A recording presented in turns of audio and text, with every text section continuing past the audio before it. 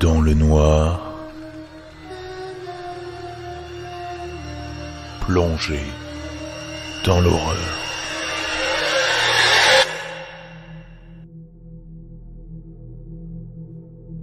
Je suis nouveau sur Reddit et je suis devenu accro à la lecture de ces histoires.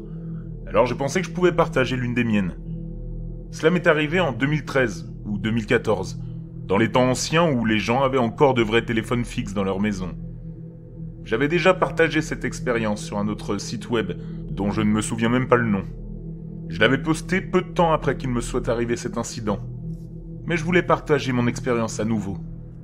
Je travaille dans le domaine des assurances. J'investis et j'inspecte les sinistres immobiliers, en effectuant des visites sur le terrain. J'appelle généralement des gens environ une demi-heure avant d'arriver au rendez-vous, juste pour m'assurer qu'ils s'en souviennent, et qu'ils seront chez eux quand je passerai.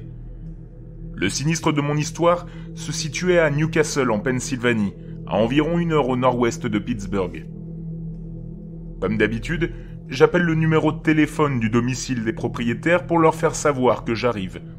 Et c'est une femme d'un certain âge qui répond au téléphone. La connexion est très mauvaise. Il y a beaucoup de parasites et elle n'arrête pas de dire « Bonjour, pouvez-vous m'entendre? Allô ?» Voyant que ça ne passe pas, je lui dis que je vais raccrocher et rappeler. Je raccroche, je rappelle immédiatement et personne ne répond cette fois-ci.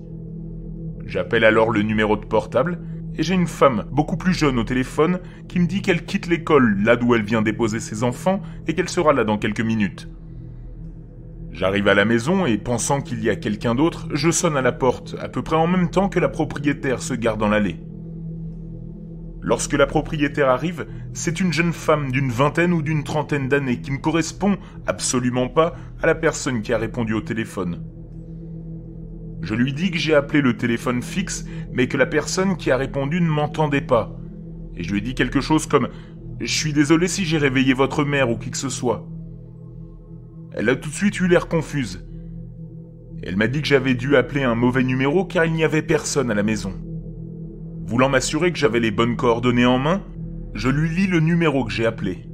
Et elle confirme que c'est bien celui de son domicile.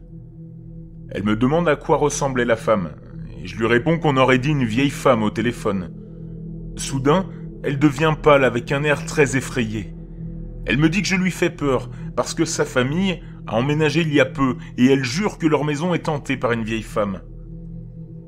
À ce stade, la propriétaire est très agitée par ce qui se déroule.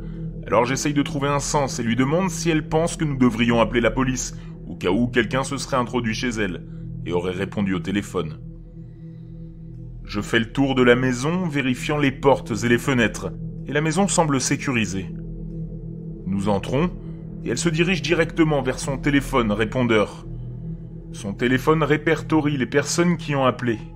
Et bien sûr, mes 2 appels y figurent. Le premier appel montre qu'une personne a décroché, et le second dévoile un appel manqué.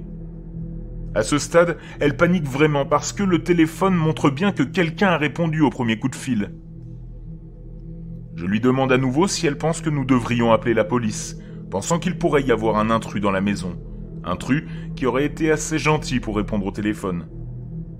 Elle refuse et me raconte qu'elle a dit à son mari qu'elle pense que la maison est hantée et qu'il s'est moqué d'elle.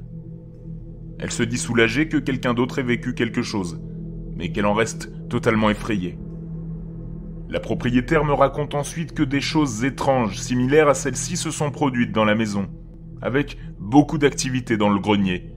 Et ça tombe bien, puisqu'il s'avère que le grenier était exactement l'endroit où je devais inspecter les dégâts. Elle a refusé de monter là-haut avec moi, et s'est contentée de m'indiquer la bonne direction. Elle est restée en bas des marches, serrant nerveusement une lampe de poche et son téléphone portable. J'étais moi-même assez effrayé à ce moment-là, m'attendant soit à ce qu'un intrus me saute dessus, soit à voir un fantôme. Vous imaginez donc bien que je suis sorti de là assez rapidement. Des années plus tard, je me souviens encore exactement de la voix de cette vieille dame. J'ai essayé de rationaliser la situation en me disant que c'était sans doute une erreur de numérotation ou autre. Mais l'afficheur indiquait toujours 2 appels de ma part.